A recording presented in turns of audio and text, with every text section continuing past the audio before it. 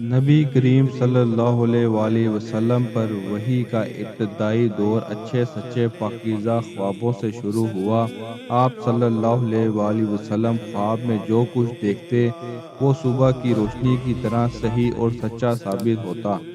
پھر من جانب قدرت آپ صلی اللہ علیہ وآلہ وسلم تنہائی پسند ہو گئے اور آپ صلی اللہ علیہ وآلہ وسلم نے غار حرا میں خلوت نشینی اختیار فرمائی اور کئی دن اور رات وہاں مسلسل عبادت اور یاد الہی ذکر و فکر میں مشغول رہتے، جب تک گھر آنے کو دل نہ چاہتا۔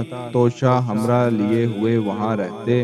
توشہ ختم ہونے پر ہی اہلیہ محترمہ ختیجہ رضی اللہ تعالیٰ عنہا کے پاس تشریف لاتے اور کچھ توشہ ہمراہ لے کر پھر وہاں جا کر خلوت گزین ہو جاتے۔ یہی طریقہ جاری رہا یہاں تک کہ آپ صلی اللہ علیہ وآلہ وسلم پر حق منکشف ہو گیا اور آپ صلی اللہ علیہ وسلم غار حرا ہی میں قیام پذیر تھے کہ اچانک جبرائیل علیہ السلام آپ صلی اللہ علیہ وآلہ وسلم کے پاس حاضر ہوئے اور کہنے لگے، اے محمد پڑھو۔ آپ صلی اللہ علیہ وآلہ وسلم فرماتے ہیں کہ میں نے کہا کہ میں پڑھنا نہیں جانتا۔ آپ صلی اللہ علیہ وآلہ وسلم فرماتے ہیں کہ فرشتے نے مجھے پکڑ کر اتنے زور سے بھینچا کہ میری طاقت جواب دے گئی، پھر مجھے چھوڑ کر کہا کہ پڑھو۔ میں نے پھر وہی جواب دیا کہ میں پڑھا ہوا نہیں ہوں۔ اس فرشتے نے مجھ کو نہایت ہی زور سے بھینچا کہ مجھ کو سخت تکلیف محسوس ہوئی۔ پھر اس نے کہا کہ پڑھ۔ میں نے کہا کہ میں پڑھا ہوا نہیں ہوں۔ فرشتے نے تیسری بار مجھ کو پکڑا، تیسری مرتبہ پھر مجھ کو بھینچا، پھر مجھے چھوڑ دیا اور کہنے لگا کہ پڑھو اپنے رب کے نام کی مدد سے جس نے پیدا کیا اور انسان کو خون کی پھٹکی سے بنایا۔ پڑھو اور آپ کا رب بہت ہی مہربانیاں کرنے والا ہے۔ بس یہی آیتیں آپ صلی اللہ علیہ وآلہ وسلم جبرائیل علیہ السلام سے سن کر اس حال میں غار حرا سے واپس ہوئے کہ آپ صلی اللہ علیہ وآلہ وسلم کا دل اس انوکھے واقعے سے کانپ رہا تھا۔ آپ صلی اللہ علیہ وآلہ وسلم ختیجہ کے ہاں تشریف لائے اور فرمایا کہ مجھے کمبل اوڑھا دو، مجھے کمبل اوڑھا دو۔ لوگوں نے آپ صلی اللہ علیہ وسلم کو کمبل اڑا دیا۔ جب آپ صلی اللہ علیہ وسلم کا ڈر جاتا رہا تو آپ صلی اللہ علیہ وسلم نے اپنی زوجہ محترمہ ختیجہ رضی اللہ تعالیٰ عنہا کو تفصیل کے ساتھ یہ واقعہ سنایا اور فرمانے لگے کہ مجھ کو اب اپنی جان کا خوف ہو گیا ہے۔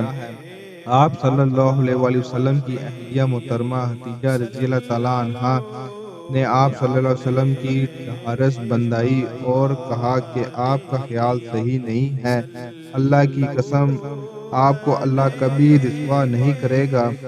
آپ تو اخلاق فاضلہ کے مالک ہیں، آپ تو کنبہ پرور ہیں، بے کسوں کا بوجھ اپنے سر پر رکھ لیتے ہیں، مفلسوں کے لیے آپ کماتے ہیں، مہمان نوازی میں آپ بے مثال ہیں اور مشکل وقت میں آپ امر حق کا ساتھ دیتے ہیں۔ ایسے اوصاف حسنہ والا انسان یوں بے وقت ذلت و خواری کی موت نہیں پا سکتا۔ پھر مزید تسلی کے لیے ختیجہ رضی اللہ تعالیٰ عنہا آپ صلی اللہ علیہ وآلہ وسلم کو ورقہ بن نوفل کے پاس لے گئی جو ان کے چچا زاد بھائی تھے اور زمانہ جاہلیت میں نصرانی مذہب اختیار کر چکے تھے اور عبرانی زبان کے کاتب تھے، چنانچہ انجیل کو بھی حسب منشاء خداوندی عبرانی زبان میں لکھا کرتے تھے۔ انجیل سریانی زبان میں نازل ہوئی تھی، پھر اس کا ترجمہ عبرانی زبان میں ہوا۔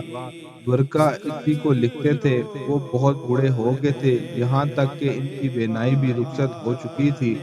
ختیجہ رضی اللہ تعالیٰ عنہا نے ان کے سامنے آپ صلی اللہ علیہ وآلہ وسلم کے حالات بیان کیے اور کہا، اے چچا زاد بھائی، اپنے بھتیجے محمد صلی اللہ علیہ وسلم کی زبانی ذرا ان کی کیفیت سن لیجئے۔ وہ بولے کہ بھتیجے، آپ نے جو کچھ دیکھا ہے اس کی تفصیل سناؤ۔ چنانچہ آپ صلی اللہ علیہ وسلم نے از اول تا آخر پورا واقعہ سنایا، جسے سن کر ورقہ بے اختیار ہو کر بول اٹھے کہ یہ تو وہی ناموس معزز رازدان فرشتہ ہے جسے اللہ نے موسیٰ علیہ السلام پر وحی دے کر بھیجا تھا۔ کاش میں آپ کے اس عہد نبوت کے شروع ہونے پر جوان عمر ہوتا، کاش میں اس وقت تک زندہ رہتا کہ جب کہ آپ کی قوم آپ کو اس شہر سے نکال دے گی۔ رسول اللہ صلی اللہ علیہ وسلم نے یہ سن کر تعجب سے پوچھا کہ کیا وہ لوگ مجھ کو نکال دیں گے حالانکہ میں تو ان میں صادق و امین و مقبول ہوں؟ ورقہ بولا، ہاں یہ سب کچھ سچ ہے، مگر جو شخص بھی آپ کی طرح امر حق لے کر آیا لوگ اس کے دشمن ہی ہوگے۔ اگر مجھے آپ کی نبوت کا وہ زمانہ مل جائے تو میں آپ کی پوری مدد کروں گا، مگر ورقہ کچھ دنوں کے بعد انتقال کر گئے۔ پھر کچھ عرصہ تک وحی کی آمد موقوف رہی۔ صحیح بخاری، حدیث نمبر 3۔